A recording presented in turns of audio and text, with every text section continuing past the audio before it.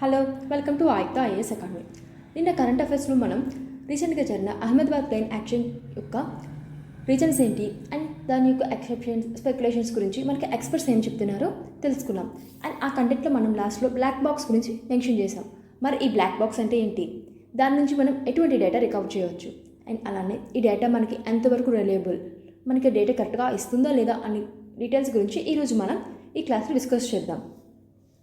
అయితే రీసెంట్గా జరిగిన ఈ ప్లేన్ యాక్సిడెంట్లో మనకి బ్లాక్ బాక్స్ దొరికిందని అండ్ దాని నుంచి మనకి వచ్చే ఇన్ఫర్మేషన్ ఇన్వెస్టిగేషన్లో క్రూషియల్ రోల్ ప్లే చేస్తుందని మన civil aviation minister Rammohan Naidu గారు ట్విట్టర్లో ట్వీట్ చేశారు. మరి ఈ బ్లాక్ బాక్స్ అంటే ఏంటి, ఈ పేరు బట్టి ఇది బ్లాక్ కలర్లో ఉంటుందంటే నో, ఇది ఆరెంజ్ కలర్లో ఉంటుంది. దీని నుంచి మనం ప్లేన్లో యొక్క డేటాని రికవర్ చేయొచ్చు. ఈవెన్ అది ఓషన్ డెప్త్లో ఉన్నా సరే మనం రికవర్ చేయగలము. ఈ బ్లాక్ బాక్స్ని 1956లో డేవిడ్ వారెన్ గారు ఇన్వెంట్ చేయడం జరిగింది. మరి ఇంత పెద్ద ప్లేన్ యాక్సిడెంట్ని ఈ బ్లాక్ బాక్స్ ఎలా విత్స్టాండ్ అవుతుంది, దానికి ఏది డ్యామేజ్ జరగదా అంటే ఈ బ్లాక్ బాక్స్ని ఎలా డిజైన్ చేశారంటే ఇది హై ఇంపాక్ట్ని కానీ ఫైర్ని కానీ డీప్ సీ ప్రెజర్ అంటే ఒక్కొక్కసారి మనకి ప్లేన్స్ అనేవి ఓషన్లో కూడా క్రాష్ అవుతాయి. సో అప్పుడు పడిపోయినప్పుడు డీప్ సీ యొక్క ప్రెజర్ని కూడా ఇది విత్స్టాండ్ అయ్యేటట్టు డిజైన్ చేశారు. అండ్ దీనికి materials like titanium and stainless steel అనేవి యూజ్ చేయడం జరిగింది. అండ్ ఈ బ్లాక్ బాక్స్లో 2 క్రిటికల్ ఫ్లైట్ రికార్డ్ డివైజెస్ ఉంటాయి. ఒకటి flight data recorder and another one is cockpit voice recorder. ఈ ఫ్లైట్ డేటా రికార్డర్ అనేది మనకి ఫ్లైట్ యొక్క స్పీడ్ గురించి, ఆల్టిట్యూడ్, అలానే ఇంజిన్ పెర్ఫార్మెన్స్, అలాగే ఫ్లైట్ కంట్రోల్ మూమెంట్స్ గురించి ఈ డేటా ఇస్తుంది. అరౌండ్ 25 hours ఆఫ్ డేటాని ఇది రికార్డ్ చేస్తుంది. అలానే ఈ కాక్పిట్ వాయిస్ రికార్డర్ అనేది కన్వర్జేషన్స్ బిట్వీన్ పైలట్స్ కానీ అలారమ్స్, అలాగే సమ్ అదర్ అంబియంట్ సౌండ్స్ గురించి ఇది రికార్డ్ చేస్తుంది. అప్ టు 2 hours ఆఫ్ డేటాని ఇది మనకి రికార్డ్ చేయడం జరుగుతుంది.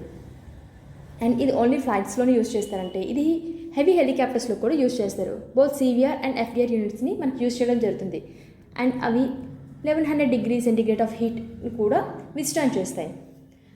అండ్ సో మనకి ఈ బ్లాక్ బాక్స్ అనేది క్రూషియల్ రోల్ ప్లే చేస్తుంది. అంటే లైక్ ఈ డిజాస్టర్ అనేది మనకి మెకానికల్ మాల్ ఫంక్షన్ వల్ల జరిగిందా, లేక ఇంజిన్ ఫెయిల్యూరా, ఆర్ బర్డ్ స్ట్రైక్, లేదా onboard fire, or any human error జరిగిందా అనే విషయాన్ని మనకి ఈ బ్లాక్ బాక్స్ నుంచి తెలుసుకోవచ్చు.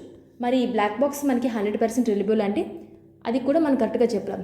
ఎందుకంటే లాస్ట్ ఇయర్ డిసెంబర్లో జెజు ఎయిర్ప్లేన్ బ్యాంకాక్ నుండి సౌత్ కొరియా వెళ్తున్న ఈ ఎయిర్ప్లేన్ అనేది క్రాష్ అయింది. అరౌండ్ 117 people చనిపోయారు. అయితే ఇక్కడ నుంచి బ్లాక్ బాక్స్ మనకి రికవర్ అయింది. దాని నుంచి లాస్ట్ ఫ్యూ మినిట్స్ యొక్క డేటా మనకి వాయిప్ అవుట్ అయిపోయింది. అండ్ అలానే 2014లో మలేషియా ఎయిర్లైన్స్ ఫ్లైట్ 370 అనేది డిసెప్పర్ అయిపోయింది. అండ్ అక్కడ బ్లాక్ బాక్స్ ఎమిట్ చేసిన సిగ్నల్స్ ద్వారా మనకి ఎంత సెర్చ్ ఆపరేషన్స్ జరిగినా ఆ ఫ్లైట్ అనేది మనం డిస్కవర్ చేయలేకపోయాం.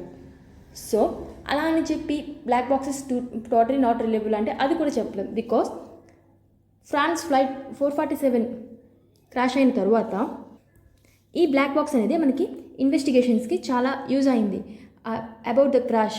So we have to wait. మనకి అవైలబుల్ అయిన ఈ బ్లాక్ బాక్స్ అనేది ఎంతవరకు డేటా మనకి కరెక్ట్గా ఇస్తుంది, అది మనకి రిలయబుల్ లేదా అనేది we have to wait and see. మీకు ఈ వీడియో నచ్చినట్లయితే ఛానల్ని సబ్స్క్రైబ్ చేసి లైక్ చేయండి. Thank you all.